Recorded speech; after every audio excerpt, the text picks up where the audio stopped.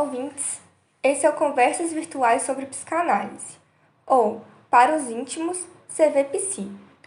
Somos um projeto de extensão vinculado ao Departamento de Psicologia da Universidade Federal de Minas Gerais, coordenado pelo professor Fábio Belo. Aqui, em cada episódio, lançamos um convite para uma conversa sobre psicanálise a partir de um tema. Nossa proposta é pensar as contribuições teóricas e técnicas da psicanálise na relação com questões que são apresentadas pela contemporaneidade. Chegue mais perto, afine e escuta, traga suas ideias e vamos para mais uma conversa. Hoje, nós vamos conversar sobre o texto Luto e Melancolia, escrito por Freud em 1915 e publicado pela primeira vez em 1917. Essa temática é muito importante de ser levantada porque hoje, na América Latina, o Brasil é o país com a maior prevalência de depressão ao longo da vida, em torno de 15,5% da população geral. Além disso, dentre os transtornos mentais, a depressão é a que mais está associada aos casos de suicídio, sendo essa a quarta causa de morte mais recorrente entre os jovens de 15 a 29 anos. Desse modo, faz-se necessário levantar ao debate acerca desses temas que possuem um grande impacto social no país. Nesse texto, Freud vai destrinchar, sobretudo, a natureza da melancolia, comparando-a com o afeto normal do luto.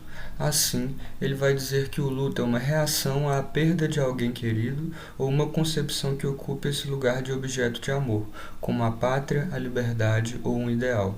Já a melancolia vai abrigar uma série de características semelhantes ao processo de luto, como a suspensão do interesse no mundo exterior, perda da capacidade de amar e inibição das atividades do sujeito, com o diferencial de que a autoestima diminui na melancolia, enquanto no luto ela se conserva. Sobre isso, Freud afirma que no luto é o mundo que se torna pobre e vazio, na melancolia é o próprio eu. Assim, apesar de serem afetos bastante semelhantes, ambos apresentam particularidades em suas naturezas e de seus objetos. O trabalho do luto, para Freud, seria o de retirar a libido investida no objeto amado perdido, uma vez que o teste da realidade mostrou que esse objeto não existe mais. É um processo que se dá em meio à oposição e à resistência, pois observa-se que, geralmente, o ser humano não gosta de abandonar uma posição libidinal, ainda que diante da insustentabilidade de continuar investindo em um objeto ou até mesmo quando um substituto já se anuncia. O luto ocorre através de um progressivo desligamento dos afetos ao objeto perdido, com grande investimento de tempo e energia, o que, para Freud, em termos econômicos, não é fácil fundamentar por que é tão doloroso esse processo e por que encaramos esse desprazer como natural. Mas, vencido esse doloroso percurso natural, com o ego aceitando que o objeto já se encontra ausente, o sujeito retorna ao estado em que é capaz de fazer novos investimentos libidinais. O curso da melancolia, entretanto, ocorre de forma mais complexa e com mais particularizações. Primeiramente, a perda do objeto é de natureza mais ideal, pois pode não ter sido perdido o objeto real, mas o objeto enquanto destino do amor daquele sujeito, em que Freud dá o exemplo de uma noiva que foi abandonada no altar. Nesse caso, o indivíduo não está consciente do que perdeu, diferente do luto, que a pessoa está ciente do objeto do qual perdeu, como se o sujeito soubesse quem perdeu, mas não que perdeu nesse alguém, constituindo, assim, uma perda do próprio eu. Ao lado disso, ocorre o rebaixamento da autoestima, com o sujeito apresentando-se em tom depreciativo, julgando-se indigno e lamentando por ser quem é. Esse delírio de pequenez é, para Freud, consequência de um trabalho interno desconhecido que consome o eu. A ele pode-se somar a insônia, recusa de alimento, desinteresse pelo mundo externo e até desapego à vida. O rebaixamento da autoestima nos estados da melancolia ocorre porque alguma instância psíquica se manteve vigilante durante o processo de perda do objeto de amor. Assim, o sujeito se culpa por essa perda por não conseguir cumprir uma determinada lei interior, internalizada durante os processos de subjetivação ao longo da vida, como na relação familiar e em grupos sociais. A instância responsável por vigiar e punir com pensamentos autodepreciativos foi posteriormente formulada por Freud. Do ponto de vista do tratamento terapêutico, o analista terá que, em certa medida, concordar com a depreciação do sujeito, mas tendo em mente que tais percepções, na maior parte dos casos dissonantes da realidade, são resultados do trabalho interior que o ego do sujeito realiza e que lhe é extremamente caro do ponto de vista psíquico. Esse trabalho da melancolia que consome o próprio eu e consiste na perda de uma parte do ego do sujeito, para Freud, ocorre por causa da identificação que o eu estabelece com o objeto antes investido libidinalmente. Isso porque, para Freud, a escolha do objeto amoroso é de base narcísica, de modo que o investimento libidinal retorna ao narcisismo quando esse objeto é perdido. A libido livre, então, volta-se para o eu, estabelecendo um elo de identificação com o objeto. Outro conceito importante nesse contexto é o da ambivalência, conteúdo inerente às relações amorosas e que se sobressai durante o processo da melancolia.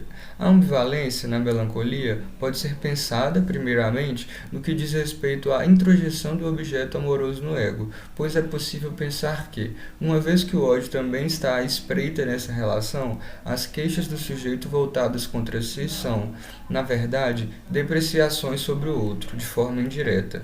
Assim, a sombra do objeto recai sobre o ego do sujeito, que passa a reconhecer as qualidades que o fizeram se decepcionar com o objeto em si mesmo.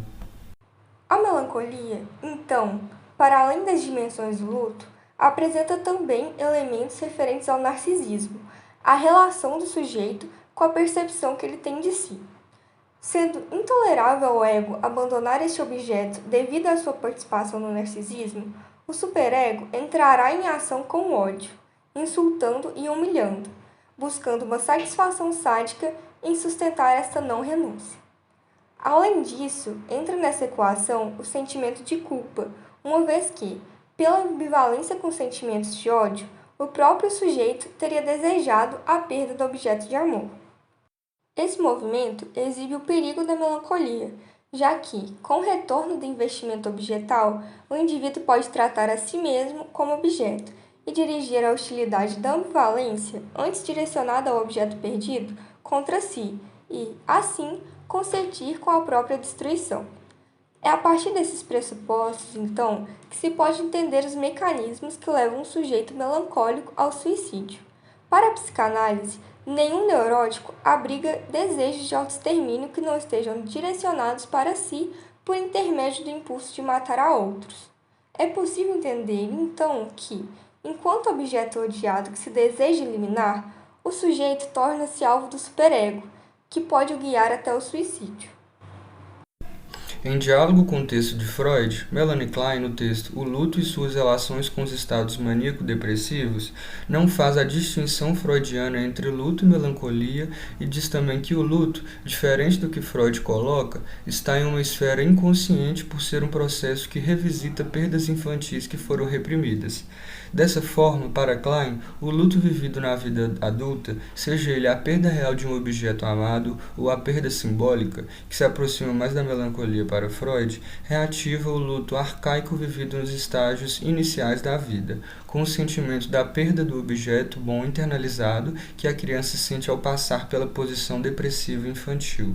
Desse modo, para Klein, a dor trazida pela perda do objeto amado é ampliado pelas fantasias inconscientes do sujeito, que acredita ter perdido seus objetos internos bons também, tendo a impressão de que os objetos maus se tornaram dominantes e que seu mundo interno corre o risco de se desintegrar. Assim, enquanto para Freud a perda da pessoa amada cria o impulso de reinstalar o objeto amado perdido dentro do ego, para Klein, o indivíduo não só incorpora a pessoa que perdeu, mas também reinstala os objetos bons internalizados da infância, como os pais amados, pois tem-se a impressão de que esses objetos internalizados anteriormente também foram destruídos juntos à perda do objeto atual. Com isso, o lento processo de teste da realidade do luto, além de renovar os laços com o mundo externo e reviver constantemente a perda, está associado também ao processo de reconstruir lentamente o mundo interno, que, para o indivíduo, pode cair a qualquer momento. Dessa forma, durante o luto, o indivíduo passa por um estado maníaco-depressivo modificado e transitório, repetindo, ainda que em circunstâncias diferentes, ansiedades psicóticas arcaicas vivenciadas na infância. E, assim como no processo do desenvolvimento infantil, no luto, quando a segurança do mundo interno é gradualmente retomada e os sentimentos e os objetos internos voltam a ganhar vida, os processos de recriação têm início e a esperança no mundo exterior surge novamente. Por fim, cabe ressaltar a importância desse texto, assim como as elaborações feitas por outros psicanalistas após ele, para pensar acerca do luto e sua relação com a melancolia, por esse ser um processo que chega a nós socialmente como algo natural, mas que se revela em sua complexidade psíquica. Fica, então, o convite para olharmos para esses temas com mais sutileza, visto o impacto social que essas questões trazem consigo. Vamos ficando por aqui. Logo, logo voltamos com mais um tema. Para saber de novos episódios e para continuarmos conversando, nos siga em nossa página no Instagram, @cvpsiufmg. Fiquem à vontade para nos enviar sugestões, dúvidas e comentários por lá. Também nos siga no seu tocador de podcast predileto para não perder nenhum episódio. O CVPsi de hoje se encerra aqui. Até mais.